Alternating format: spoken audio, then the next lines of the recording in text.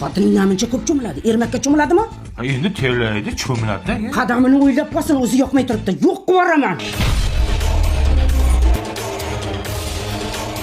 Cho'milayotgan bo'lsam 2 paqir suvga cho'milayapman. Ayrim joylarimga suv yetib borayotgani ham yo'q. Bilaman. Ya menga qarang, yo meni tanlang, ya onangizni. Menga sen ham, onam ham kerak.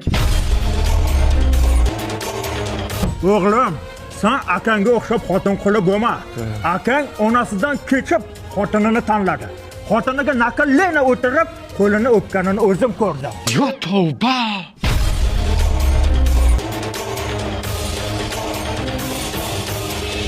Menga qarang, akasi xotin qilib bo'lsa zo'r-ku.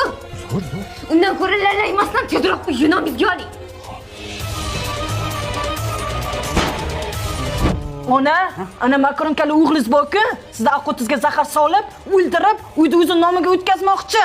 Ana yangacham aytib eshitdim. Voy noshkurlar-ey. Men ana katta ho'kiz bolasiga ertalabdan kechgacha qarayman. Tuvagini to'kaman, po'qini yuvaman. Menga bo'lgan rahmati shumi? Kerak bo'lsa bolasiga o'zi qarasin. Ona, siz cho'milib yuravering.